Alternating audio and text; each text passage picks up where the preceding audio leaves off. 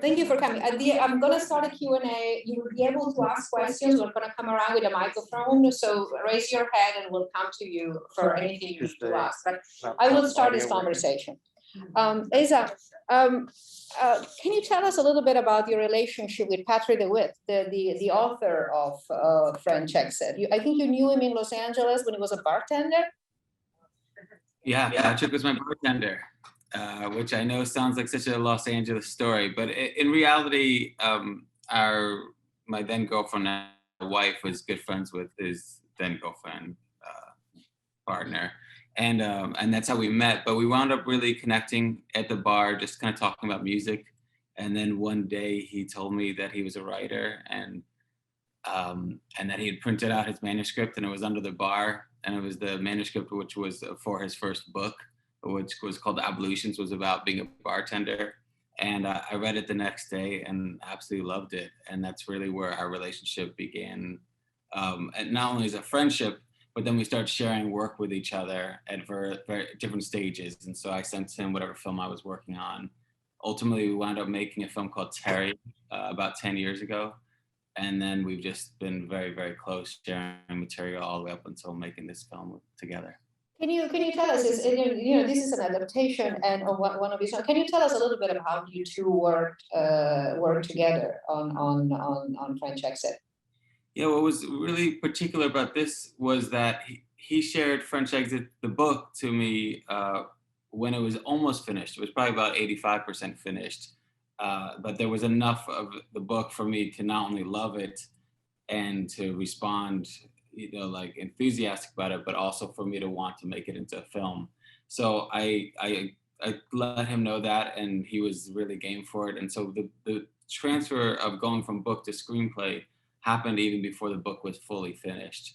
And so we would start talking about scenes, talk about particular things, because obviously there was big sections of the book that wasn't going to be able to translate onto screen for a bunch of different reasons. And so through that conversation, he'd start sending me pages, and then we'd start meeting up. He lives in Portland, and we'd meet up in either New York or Los Angeles or in Portland and kind of just get through different sections together. And then we got to a good enough place that we were then able to share it with really the first actress was Michelle Pfeiffer. And then once Michelle was on, and then Lucas, we just kept working on the script, developing it, really all of us together, kind of giving notes to Pat, and Pat would send pages and try to shift things until we got to where we were for shooting. I'm sure everyone in the room agrees that Michelle Pfeiffer, Frances is the heart of the movie. She's such an amazing character. She dictates, she makes her world the way she wants it. She lives her own life in her own world. What made you think about Michelle Pfeiffer for this, and what do you love about this character?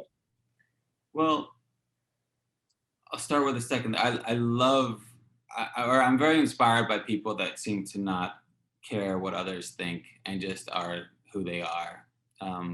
Whether it's rich or poor people, that they've always been heroes to me, and they're an inspiration in a lot of ways, even flaws and all.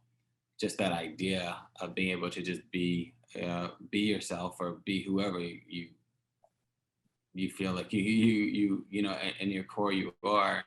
And it was an influence in terms of making this film. The film was so particular in itself that I knew that it had to be done the way that I wanted it to be done. There were so many different directions, but it was a really very, it was an odd script that I wanted complete control over. And I felt with Michelle, I think there's a trick that I kind of got myself into working on films when I'm working on scripts, which is to think of actors that are no longer alive when I'm developing them. So in this case, we thought a lot of Bette Davis and Rita Hayworth and Kate Francis and different actresses that are incredible that weren't going to be possible to attain. But that allows me not to get completely married to some person. But then when Michelle's name came up, just judging from some of the work that she had been most recently doing, it felt like this. I knew she was an incredible actress, but the question of whether she was still hungry, whether she was still up for a challenge, especially for a film as particular and as strange as this, it felt like, okay, there's a chance there. And the fact that she responded, wanted to meet, it already told me, okay, this is somebody that's still hungry, even though she's proven herself 1,000 times. Especially as an Italian, I was intrigued by the fact that you said that one of the influences, not just for this film, but in your work in general, is Pirandello's six characters in search of an author. Can you explain that, please? Well, I read that the first time at a really quite a young age, and this idea of recognizing itself, you know, of work recognizing that it's work was such a level of truth, and at the same time it has that danger of throwing us out, the illusion. But the whole idea of breaking this illusion and going, okay, this is all fabricated, but within that conversation, within that statement of saying how fabricated it is, suddenly we get to a much deeper truth. And that was something that I just love. And a lot of times I'm kind of thrown off the other way when films are telling me how true they are. It distracts me. I start really having a lot of trouble trusting it. And I start seeing all the manufacturing that's gone in to make us believe in this illusion. So that ability to recognize the both magic and machinery that behind filmmaking was something that I wanted to bring to this, which is definitely very much like, you know, once I read the scene that we got to the seance scene, it's really, you're either with this or you're not. It's just, but I'm recognizing what it is. And hopefully through that, we're also able to go to another place with it. In the same way that any other kind of movie can take advantage of the magic, whether it's a superhero film or not. It's just recognizing itself and, you know, hopefully digging deeper. That's where that influence, I think, kind of lent itself, especially into French Exit. And can you explain to us how this fine line between the ultra real rather than non-real and reality, you address this stylistically? It's always the same, looking for the truth. And when things are this kind of bizarre, to dig to find that truth and how you connect. I mean, for me, when I read this first as a book, even though I grew up in New York City, I don't know this world. Pat doesn't know this world. This was his kind of imagination of this world. And that world anyway felt so far away from me that it almost felt like a science fiction story, you know, like it could have taken place on any other planet. And this idea that wealth can create that world for you, like you know, that they don't have cell phones, they don't need to exist in time, that's a real luxury, that you don't have to run by anybody else's time or be reachable. That was all fascinating to me, and it made me kind of dig into, well, why am I connecting to this? Why am I feeling so much for these people? All of them, even though their plight is so different than my own. And so I think then a lot of the work was digging for those connections, whether it was my own or the actors, and figure out how can we be truthful to this moment, whether it's completely ludicrous or very grounded in something, you know, with life and death issues. If you have any question, raise your hand, and there is one there. Then I'm going to follow up with something, but I see a raised hand. Hi, Giulia. Thank you. Oh, hi. Is it Barbara? Yes, it is. Oh, hi. How are you? Thank you so much. Wonderful to see you.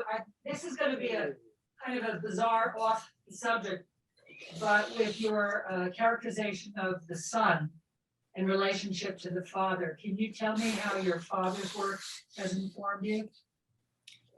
Oh, just as an explanation to her question, Azazel's father, is Ken Jacobs, is one of the biggest, most brilliant, I hate the word experimental filmmakers, and you know, in the world, in history. And Ken Jacobs and his wife Flo is one of his greatest collaborators, and it's very different filmmaking and they do. So it's a very interesting question that she had asked, and how that cinema has influenced Azazel's work, which is narrative and of a different scope. Yeah, thank you, Barbara. It's a good question. Well, look, the influence is in ways that I can't even quantify, because when I talked about how far away this, Francis's plight is, um, in terms of just kind of growing up in such a gilded environment. In the same way, though I wasn't surrounded by money, I was really surrounded by an amount, like an amazing amount of gold in terms of the art that I was raised with, the idea that art could be important, that it was valuable, even if it didn't bring money in. All these things also kind of in my own way separate myself from a lot of friends and fellow people, because it's such a particular way to have parents that valued art as high as they have throughout their own lives, and also never compromised. I wound up going a different path, as you said, and doing and telling stories. But I think one of the things for me, um, seeing these experimental films at the same time as I was watching Sesame Street, I didn't see the differences. And I was able to find stories in most experimental films. And I think I was able to see kind of some of the abstract stuff even in the more straight story. And I think that mixture has completely carried on. And I see French Exit as an experimental film in a lot of ways. There's things that I'm going towards that I don't know how it's going to work out. And there's a mixture of tones and textures that are contradicting each other and contrasting each other and collaborating with each other in a similar way that I think my father does with more abstract images, all with the idea out of curiosity and whim. So I think that at least that's one way that I can recognize the similarity. And also that, my dad loves what he does, and so do I. Thank you.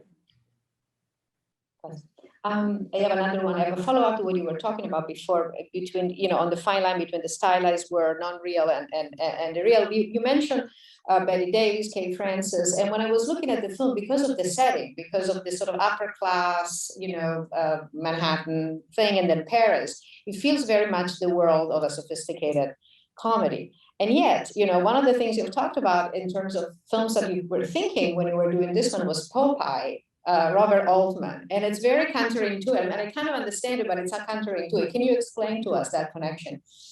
Well, yeah, Popeye was another film that I was raised on, and even though I know that it was it was kind of a disaster financially, and I think that critically, I think one of the things that I loved and I continue to love is this idea of taking that type of fantasy so seriously, that idea of play, being serious with your play and playing with things that are so serious. And at the end of the day, other than the last 10 minutes of Popeye, it is a film about capitalism and an indictment in a lot of ways, which is not surprising coming from Altman, but it's there. And it's done in such playful, such dedicated, such beautiful, moving ways, at least for me. So I think in terms of approaching French Exit, that idea of really playing with things that are serious, because in the end of the day, this really is a story of life and eventual death. And I think it's a meditation in a lot of ways on death and what we are when we feel like we don't have the thing that defined ourselves, and what that could be, whether that's for Francis or whether that's for Malcolm or really for all these other characters, this kind of collection of lost souls that find each other. How did you work with the actors? It's like a multiple rivers going into the same lake. How do you choreograph this idea of all these different characters coming together? Why are they drawn to this Parisian apartment where Francis is looking for death? Essentially. Yeah, well, what was great is that we built that apartment on a soundstage. And so there was which was very important for me, so that I was able to do impossible things in terms of moving walls, changing things, shoot through mirrors or whatever it was, get impossible angles, and really get far enough away so that the theatrics could also be really played with. As we knew, we had 7 people sometimes in the same frame. I worked very, very closely with my cinematographer, Tobias Datum, who's been shooting all my films for the past 15 years. And another thing of having that soundstage allowed us to do a lot of work on the stage, which just doesn't always, sometimes in preparation, which doesn't always happen. A lot of times you're just going into the location, you're there maybe for most a week beforehand, but because it was months of building, we're able to kind of really start thinking about how people were going to play. And then ultimately, these actors, they all approached their roles in their own ways. They had their own preparation and learning how their languages worked and what they needed to kind of go in, and then to get to the characters that they wind up being. And then they really, they inhabited them, and they would, if I suggested things that felt correct, they would either figure out a way that their character would do it, or we'd find out that's not something a character would do. How hard, everybody saw the film, and it's very distinctive, and it doesn't have a happy ending, and how easy is for a relatively young filmmaker to carve a path of creative authority, so that you can actually keep doing things like this, as opposed to be swayed by easier materials, or more accommodating rather than easier? Well, I know that I've hit the lottery with this one especially. I feel like it's such a rare chance to make a film as kind of strange and as particular as this, especially in this time, at this level. The only thing that I can say that helped get to this place, and I also was able to get Final Cut on this film, which is, I think, also kind of near impossible, that was able to happen mostly from making work for many years that I could control, that was as handcrafted as possible, and that was using what I had available to me. So whether that meant shooting in my parents' house with my parents acting in it, or shooting another film. Was your first film, sort of feature, right? Yeah. Well, I did a feature before that was even smaller, where I acted, even though I'm a terrible actor, but I did it because I knew I would show up and I didn't have to feed another person. And so I think just to kind of go back to that other question, that's definitely something that was passed on not only by my father, but by the peers that just made do with what they had and figured out how to tell their stories, and not only to tell their stories with those limitations, but how to use those limitations as an advantage. In the way that I realized with the film that I made with my parents, with Mama's Man, like I realized, oh, this loft, nobody has this. This loft can't be built on a soundstage. This is one of a kind, and I have access to that. And suddenly it becomes very valuable, at least to yourself. So if you don't have any questions, no questions. I want to show you, I'm gonna, Barbara? No. Oh, okay. Except I would ask him, since I'm so used to zooming, is that Charlie Chaplin behind your head? Is that Charlie Chaplin behind your head? Yes. Yeah. Yes, it looks like. Yeah, it looks like. I wanna. Azazel has never seen his film with an audience. So this is the first time he can actually see a live audience. I want to show you that you're here, socially distanced. Oh, that's so nice. Wow. And I told you that you had enjoyed it, and please let's thank him, and I hope he can come back in the flesh for his next film. Thank you so much, Azazel. Of course, thank you. Have a good night, and really congratulations on this new restart. And thank you. The cinema. Oh yes. Bye. Bye.